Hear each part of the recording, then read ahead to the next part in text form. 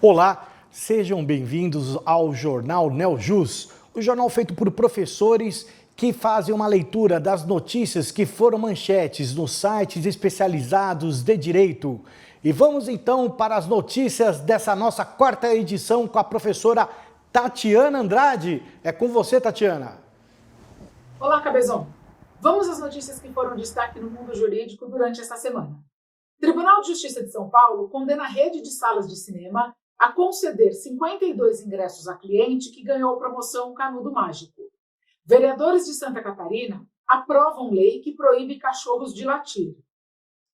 Multiparentalidade. Criança terá registro de pais biológico e socioafetivo. Revisão da vida inteira permite a possibilidade de melhoria do benefício previdenciário. Homem é identificado por erros de português e acaba condenado por denunciação caluniosa. Supremo Tribunal Federal legitima a incidência de contribuição previdenciária sobre terço de férias. Lei Geral de Proteção de Dados entra em vigor em meio a cenário legislativo conturbado. Superior Tribunal de Justiça. Ciência da união estável impede garantia fiduciária sobre parte de imóvel do convivente que não autorizou o negócio. E mais, dicas de leitura com o professor Altran e o professor Roberto Senise comentam os 30 anos do Código de Defesa do Consumidor. É com você, Cabezon. Obrigado, caríssima. Está no ar a quarta edição do Jornal Neljus.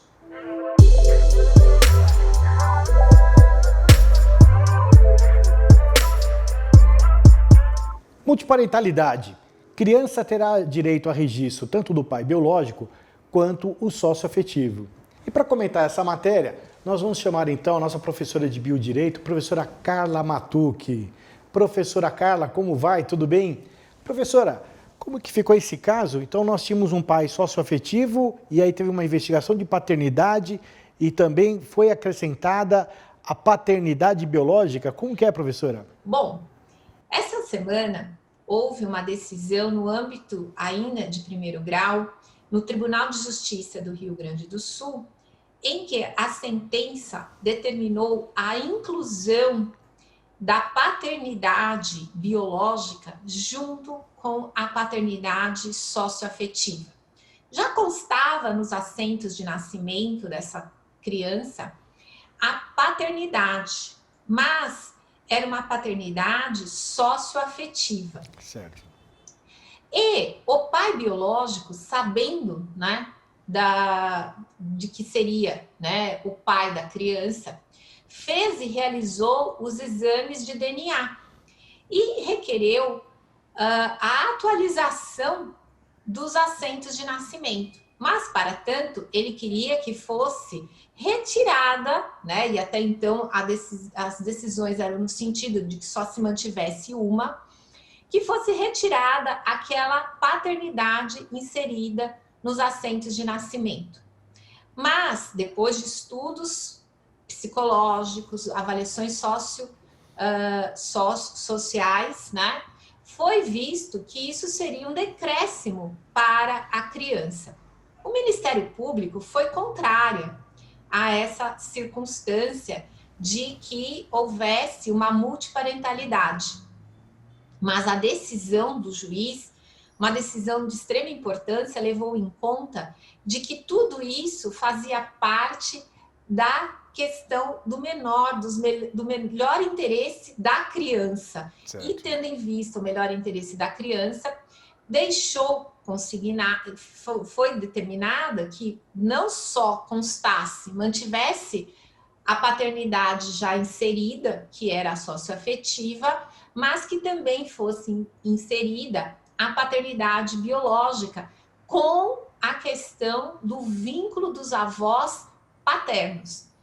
É uma decisão muito importante. Reconhecemos, né, que é fundante para em determinados casos que se mantenha, né, essa vinculação do menor ou da pessoa em si, por questão de dignidade e no melhor interesse, da paternidade que concerne ou que se adequa à sua circunstância, à sua situação de vida.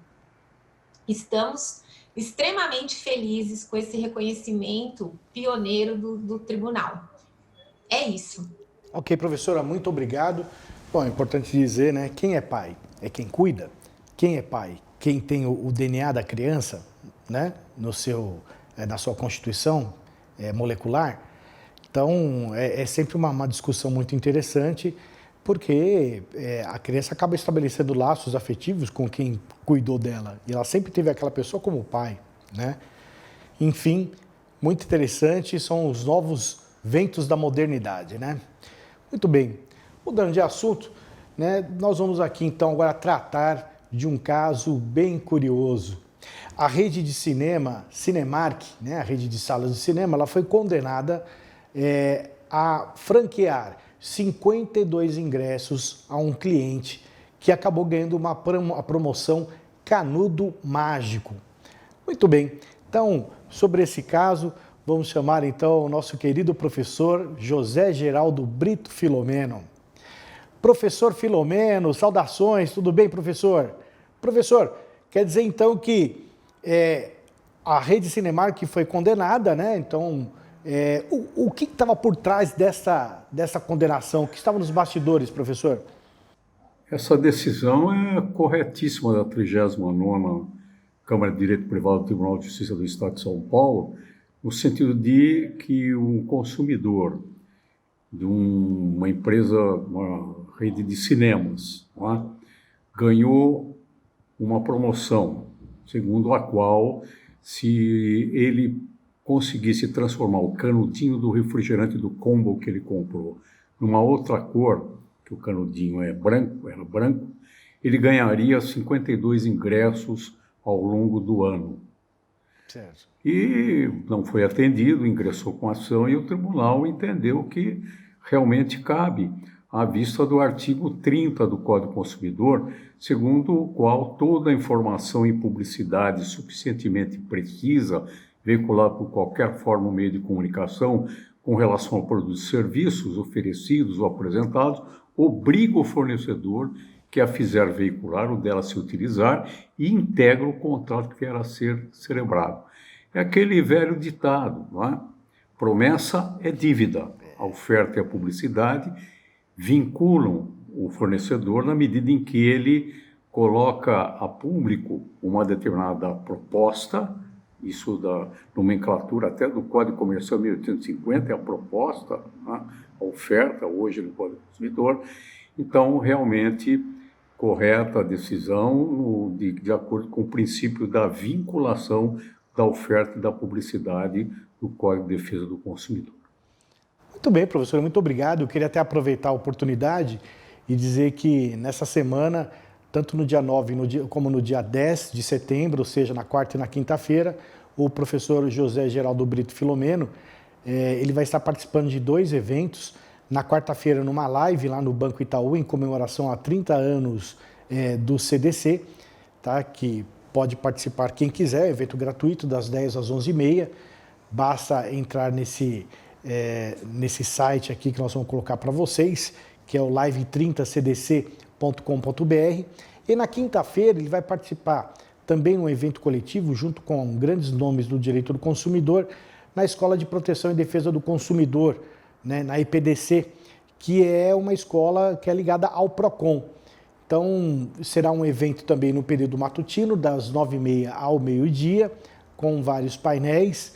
E vocês também estão convidados para acessar, basta entrar no site do PROCON, procura lá EPDC, eventos, e vocês vão ter acesso ao link, são 2 eventos gratuitos. Bem, vamos então agora comentar uma situação, né, que foi até tema de julgamento do STJ. A população ela vem requerendo ali a atualização dos seus benefícios previdenciários. E dessas revisões que são solicitadas são revisões de vida inteira, né, chamado revisões de vida inteira. Para comentar esse assunto, vou chamar aqui um querido professor, né, que é uma das maiores referências que nós temos no nosso país sobre o assunto, que é o professor Adilson Sanches. Professor Adilson, como vai o senhor? Que honra tê-lo aqui conosco. Eu gostaria que o senhor comentasse conosco aqui, tá? esse benefício da vida inteira vem oferecendo melhores resultados? Enfim, qual é a sua percepção sobre essa questão, professor? Pois é, professor Cabeção. As pessoas estão muito preocupadas porque perceberam que a sua renda em época de crise, não que esse país teve crise algum dia, né? Mas presentemente estão muito ressentidas e ansiosas e preocupadas e por isso estão buscando fazer a revisão do seu benefício previdenciário, propriamente, vou dizer, da aposentadoria por tempo de contribuição, extinta agora com a reforma previdenciária, a emenda constitucional número 103, de 13 de novembro de 2019. E aí, as pessoas pensam, são leigas, elas só têm aquele sentimento que lhe traz uma certa indignação pela perda do poder aquisitivo do valor do benefício recebido, bem como elas têm aquele entendimento de que por muitos anos têm recebido o benefício e há uma defasagem.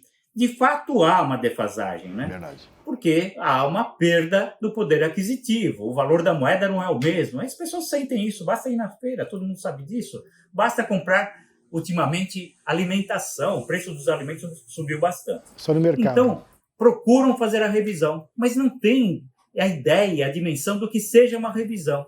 Bom, de todas elas, o que parece mais plausível, o que está mais próximo de ser realizado, é a chamada revisão da vida inteira.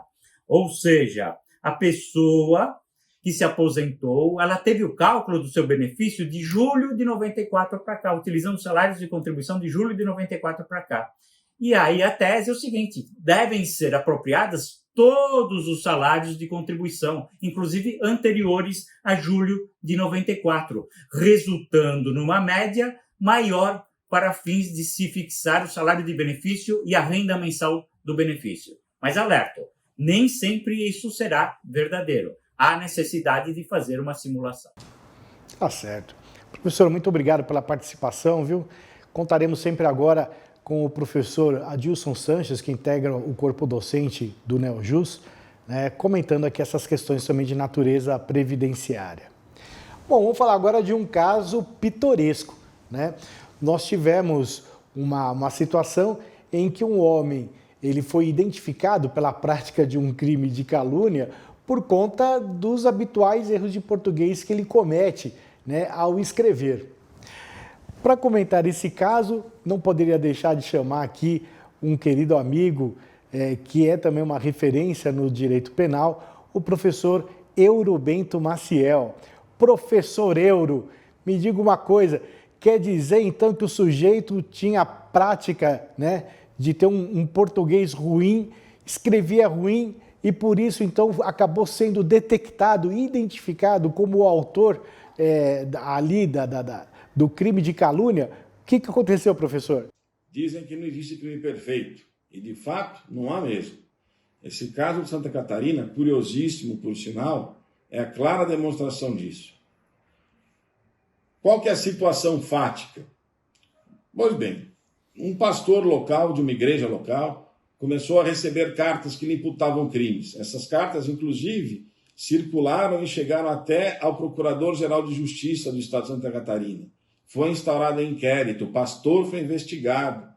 Porém, ao final, chegou-se à conclusão que aqueles crimes, na realidade, eram uma grande farsa, não existiam. O pastor era inocente.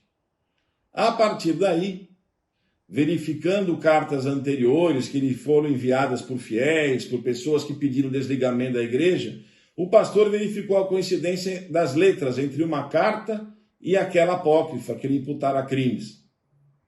Submetidas as cartas à perícia, identificaram o autor, a partir não só da escrita, mas principalmente de erros de português que eram comuns às cartas. E aí este cidadão identificado respondeu por denunciação caluniosa e foi punido por denunciação caluniosa, condenado pela prática desse crime. Nota então que este cidadão, se o peixe morre pela boca, este cidadão morreu pela escrita, foi flagrado pela escrita. É isso aí, professor. Muito obrigado, viu? Grande professor Euro, cujo nome já representa mais do que real, mais do que dólar. Professor, até no seu nome o senhor já está valendo mais, viu? Muito obrigado pela participação e agradecimento aqui do nosso jornal.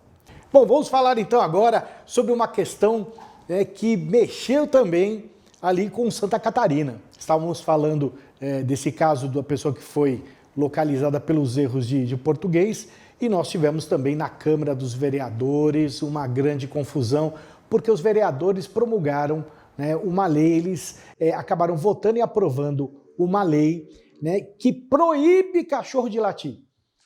Então, para comentar essas questões e muitas outras que alguns colegas têm embaraços, nada melhor do que nós chamarmos o desembaraçado professor doutor Domingos Sávio Zainag. Professor Zainag, diga para nós, quer dizer então que cachorro não pode mais latir? Que coisa, hein, professor? É isso aí, né, meu amigo Ricardo? Parece que o país não está com muitos problemas, né? Que tem aí legislador que se preocupa com os latidos dos cães. Tá certo que o latido de cães em determinados momentos acaba atrapalhando o sossego. Mas pelo que eu vi na notícia, que o mais engraçado, é difícil a gente ficar sério com uma notícia dessa, é que quem fizer um cachorro latir também pode ser punido, né? Também pode chegar, essa multa pela notícia pode chegar a 23 mil.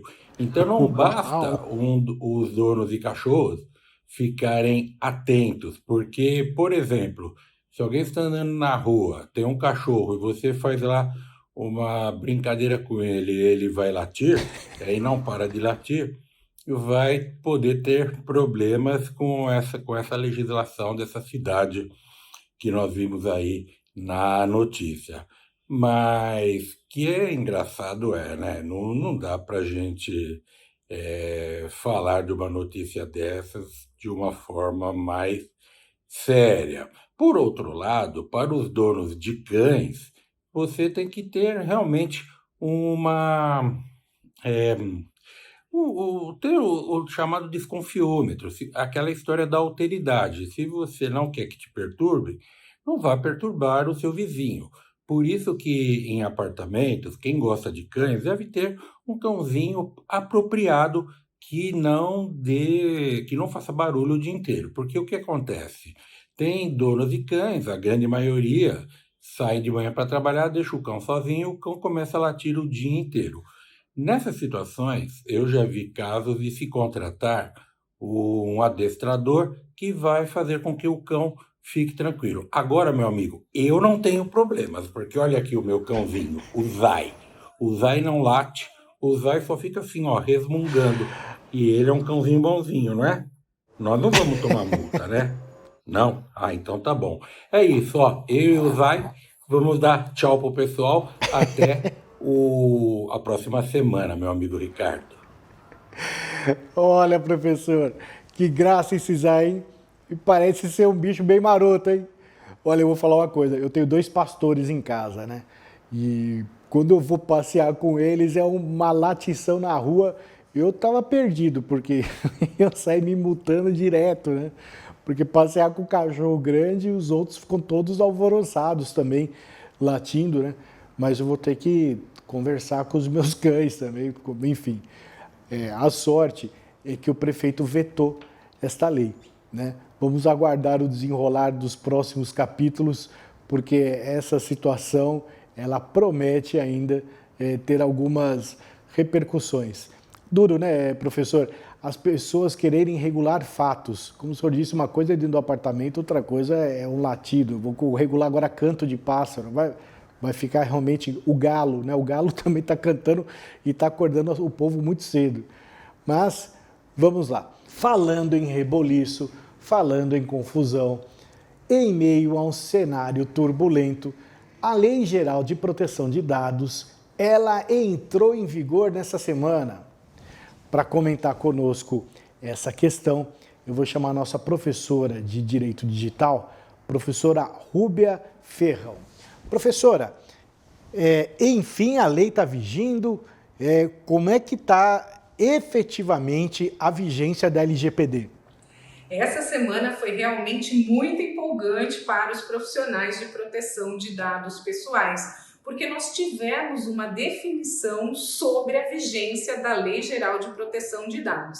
Explicando para você, a primeira versão da lei previa 18 meses para que a lei entrasse em vigor, mas aí nós tivemos uma alteração legal que passou para 24 meses da publicação, o que daria em 16 de agosto. Porém, saiu uma medida provisória que prorrogava a vigência da Lei Geral de Proteção de Dados para maio do ano que vem, 2021. Mas essa medida provisória não foi convertida em lei, de forma que prevaleceu o texto anterior e a Lei Geral de Proteção de Dados, então, entrou em vigor dia 16 de agosto. Nós estamos aguardando a conclusão desse processo legislativo com a sanção presidencial, porém esse trecho já saiu do texto da lei que foi enviado ao presidente, então provavelmente essa é a data que será considerada, sendo certo que as sanções foram jogadas para agosto de 2021. Vamos ver quais serão, então, as cenas dos próximos capítulos desta novela empolgante que é a Lei Geral de Proteção de Dados Pessoais. Obrigado, professora. É isso aí. Muito bem. O STJ, ele acabou decidindo que a ciência da união estável impede garantia fiduciária sobre parte do imóvel do convivente que não autorizou o negócio. Isso foi um caso bem curioso, né? Porque nós tivemos ali uma pessoa cedendo um imóvel a título de garantia, ofertando o seu imóvel a título de garantia. O banco sabia que o sujeito tinha uma união estável, né? O companheiro, a companheira sabia da negociação, né? E essa pessoa veio a ser executada, enfim, precisou-se dessa garantia e essa questão foi submetida à justiça. Afinal de contas, o outro não autorizou formalmente, mas sabia, deve o imóvel, no tocante à parte do outro companheiro, ser também comunicada ou não. Para então comentar esse assunto, nós vamos chamar aqui o nosso querido professor Geórgios Alexandrides. Professor Geórgios, o que nós podemos tirar de lição deste caso, professor? Pois é, Cabezon. A terceira turma do STJ, sob a relatoria da ministra Nancy Andrighi, julgou um caso interessante a respeito da alienação fiduciária. No caso, o bem dado em garantia foi objeto de aquisição durante uma união estável. Contudo, apesar do credor fiduciário saber da existência da união estável, não exigiu que a companheira assinasse também o pacto de garantia. Isso fez com que, quando da dissolução da união estável, o imóvel que havia sido dado em garantia foi atribuído exclusivamente para a companheira, que buscou então invalidar a garantia que fora dada por seu ex-companheiro. O STJ entende pacificamente que, em geral, quando se trata de alienação fiduciária de imóvel com base nos devedores estabelecidos em união estável, é imprescindível que ambos anuem com a garantia, para que ela seja válida. Aliás, o próprio negócio jurídico precisa dessa validade. Contudo, no caso, havia uma peculiaridade. Assim como o credor sabia da união estável que o devedor vivia no momento da celebração da alienação fiduciária, também a companheira tinha ciência de que o devedor, seu ex-companheiro, tinha dado o imóvel em garantia e mesmo assim aceitou este bem quando da partilha fruto da dissolução da união estável. Então, a solução encontrada pelo STJ foi justamente consolidar a propriedade no credor fiduciário, contudo, garantindo a meação da companheira por não ter anuído com o negócio celebrado. Uma decisão realmente inovadora dentro do cenário da alienação fiduciária, que, é claro, ganha cada vez maior relevo frente à necessidade de buscar crédito no mercado. É isso aí, Cabezon. É isso aí. É interessante mesmo, né? A pessoa sabia, enfim, e se ela sabe também fica quieta, né? Interessante mesmo. Bom, nós tivemos agora, no âmbito tributário, mais uma pancada essa semana, né? Então, semana após semana, nós estamos vendo aí a voracidade do Estado e a confirmação do Judiciário sobre algumas cobranças. Tivemos aquela decisão também que deu o que falar dos 10% da contribuição social que continua ainda vigindo, e nessa semana o Supremo Tribunal Federal ele acabou legitimando a incidência de contribuição previdenciária sobre terço de férias. E para comentar esse assunto, nós vamos chamar um querido professor que está aqui também participando do nosso jornal, para nossa alegria, professor Luiz Eduardo de Almeida. Professor Luiz Eduardo, saudações, seja muito bem-vindo, professor. Muito obrigado, professor Cabezon. De fato, essa é uma decisão muito importante e que nós precisamos analisá-la em toda a sua amplitude. Veja, a principal questão é a incidência da contribuição previdenciária sobre o terço constitucional de férias. Especialmente nessa decisão, o STF decidiu por essa incidência, com exceção de um voto vencido do ministro Edson Fachin. O ministro Edson Fachin trouxe, de fato, a grande questão que envolvia esse assunto, que seria a temática da incidência da contribuição previdenciária sobre o terço constitucional de férias uma matéria infraconstitucional ou seria uma matéria constitucional? O STJ já possuía posicionamento sedimentado no sentido de ser uma matéria infraconstitucional e, inclusive, decidia pela não incidência dessa contribuição previdenciária sobre o terço constitucional de férias. Ou seja, as empresas e muitas empresas se valeram dessas decisões, desse posicionamento, para deixar de recolher a contribuição previdenciária sobre o terço constitucional de férias, amparados por essas decisões do STJ. Contudo, com essa nova decisão proferida pelo STF, temos um novo paradigma. A decisão do STF ela prevalecerá. Foi entendido que a matéria é de fato constitucional e, portanto, os efeitos dessa decisão com certeza gerarão uma grande insegurança no mercado e nós precisaremos analisar com muita calma qual será a modulação dos efeitos dessa decisão. Certamente teremos novos capítulos em breve. Com certeza isso não vai parar aí não, né? Bom, nós vamos agora então para uma dica de literatura do professor Altran com o nosso Momento Cultural.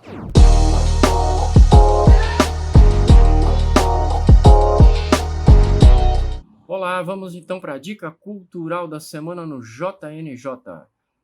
Vamos falar de um livro que já tem uma certa idade, ele é um jovenzinho de 20 e poucos anos, ele foi lançado em 1997 e já em 98 ganhou o prêmio Pulitzer, um dos prêmios mais importantes de literatura dos Estados Unidos e do mundo, né, do professor de geografia da Universidade da Califórnia, professor Jared Diamond, um pesquisador sobre biologia evolutiva e biogeografia. O professor, nesse livro, que se chama Armas, Germes e Aço, ele traz 13 mil anos de história com foco em 3 itens: o militar, o tecnológico e sobre as doenças, que vão influenciar na conquista, na expansão e na resistência e no controle das doenças que esses povos, quando se encontram, adquirem. Outro foco do livro, e quase que uma conclusão, é a questão da diversidade humana com base nesses critérios, e não com critérios biológicos meramente e racistas, né? Acredito que nesse período que a gente anda vivendo explica um pouco as dificuldades e as opções que os povos têm em exercer controle sobre a dominação e sobre a expansão de algumas doenças. Cabe lembrar que dos focos de doença que os humanos acabaram adquirindo foi o ajuntamento junto de si de animais que eram silvestres, que eram animais que viviam soltos na natureza e que de repente são incorporados à vida da vila, da cidade, como por exemplo a gripe. A gripe vem do porco. O porco domesticado vai trazer alguns benefícios para o humano na vila, na cidade, no seu início, mas também vai trazer algumas preocupações. A gripe é uma delas, ok? Espero que a gente possa saborear, aproveitar aí essa leitura no momento oportuno. Professor, muito bem. Essa obra é uma obra muito bem recomendada, né? Eu não tive a oportunidade de ler, só dei uma folheada nesse livro, uma época que eu estava na livraria Saraiva, né? Mas sem dúvida alguma, assim, a crítica ela é muito positiva e eu vou ler esse livro assim que eu puder. Um livro que o professor Jared Diamond também, ele é biólogo e antropólogo, né? E ele comenta não só essas questões, né? Essas falácias que existiam sobre o determinismo, sobre a questão da supremacia de determinados grupos sociais sobre outros, né, que já tinham sido resolvidos pela genética. Os geneticistas já vinham falando que não tinha nada a ver, né? Nós tivemos o Stephen Jay Gould, tem um livro também que fala A Falsa Medida do Homem, mas esse livro especificamente ele é muito rico em geografia e história, né?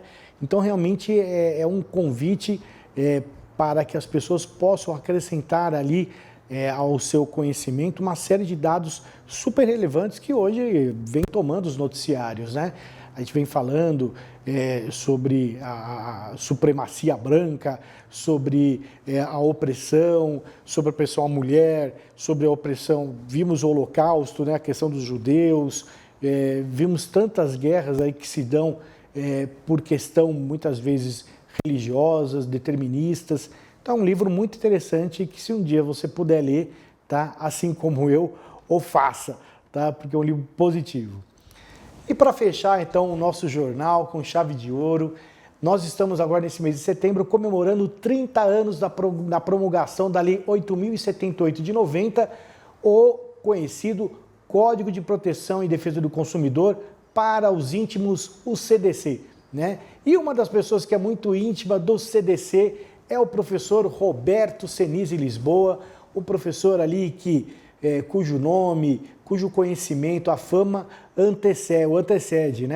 Então nós temos a honra de estar recebendo o professor, que também compõe aqui os quadros do corpo docente do Neojus, os cursos, e ele vai comentar para nós os avanços, né? O que ele julga importante desses 30 anos do Código de Defesa do Consumidor. Professor Roberto Senise Lisboa, quanto tempo, hein, professor? Seja muito bem-vindo. Meu caro amigo Ricardo Cabezon, é uma alegria estar com você. Realmente, o Código de Proteção e Defesa do Consumidor completa 30 anos.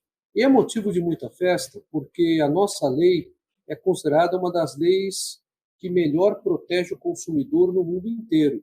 Do ponto de vista normativo, autores norte-americanos e autores europeus dão amplos elogios ao Código Brasileiro de Defesa do Consumidor, que, muito embora tenha se inspirado nas diretivas da antiga Comunidade Econômica Europeia, a atual União Europa, tem dado resultados bastante satisfatórios até os nossos dias, completando 30 anos de existência. Isso se demonstra pelo fortalecimento do Sistema Nacional das Relações de Consumo, que veio a beneficiar o consumidor com uma multiplicidade dos órgãos administrativos de proteção e atendimento aos consumidores, os PROCONs. Para que se possa ter uma ideia, também houve uma melhoria muito grande no que diz respeito à educação de consumidores e fornecedores no mercado de consumo, tanto através de estratégias adotadas pelos fornecedores e revisões de condutas a serem adotadas para fins de oferta, publicidade e mesmo para a contratação com os consumidores através dos famigerados contratos de adesão, como também pelo fato de que os consumidores tiveram maior acesso a publicações de fácil leitura, como cartilhas e como cursos para leigos desenvolvidos pela sociedade civil de maneira geral. Um ponto para as associações de defesa dos consumidores aqui é primordial. E um ponto também para os ministérios públicos estaduais, para o Ministério Público Federal e para as defensorias públicas, que também têm buscado em todos esses anos a melhor forma de solucionar problemas para a proteção não apenas do consumidor individual, como também da coletividade toda, né? É isso aí, né, professor? Olha, como imaginar a vida hoje sem o direito do consumidor, né, que está tão presente no dia a dia. Nós podemos até estarmos fornecendo algum produto ou algum serviço, mas nós somos, por essência, consumidores. Então, sem dúvida, uma grande evolução, assim, a olhos nus, né? Talvez quem não viveu essa época em que nós não tínhamos o Código de Proteção e Defesa do Consumidor, não saiba dizer com tanta propriedade o quanto se modificou, mas a estrutura, o sistema é outro, não é, professor? Sim, você tem toda a razão quando você se refere a uma melhor estrutura do sistema das relações de consumo. É indispensável que o poder público ele se preocupe com isso e venha a perceber que a proteção efetiva do direito do consumidor não apenas eleva o nível e a qualidade do fornecimento de produtos e serviços no mercado, como também contribuirá decisivamente para que o código tenha uma maior efetividade. E é claro, além do próprio código, nós temos as transformações que a sociedade contemporânea vem sofrendo, como as questões relativas ao comércio eletrônico, que terão que ser cada vez mais debatidas pela sociedade civil. Agora, indiscutivelmente, o consumidor também ganhou benefícios processuais muito grandes, como você colocou, tanto no que diz respeito às soluções adequadas de conflitos, evitando-se assim um longo tempo para se terminar uma ação de responsabilidade civil contra o fornecedor, como também através de mecanismos processuais que o Código estabelece, como a possibilidade de inversão do ônus da prova e como a defesa dos interesses difusos e coletivos através da atuação de entidades, como ministérios públicos, as defensorias públicas e as associações de defesa do consumidor. Muito bem, então, com essas sábias palavras aqui do professor Senise, nós vamos então para o encerramento do nosso jornal Neojus. Eu quero agradecer a você pela paciência, pela audiência, pelo prestígio que você nos dá nos seguindo aqui no YouTube, nossas redes sociais, e peço para que vocês divulguem, né, o nosso canal, o nosso trabalho, que é feito com tanto amor, tanto carinho a todos vocês, tá? Um grande abraço e até a próxima semana.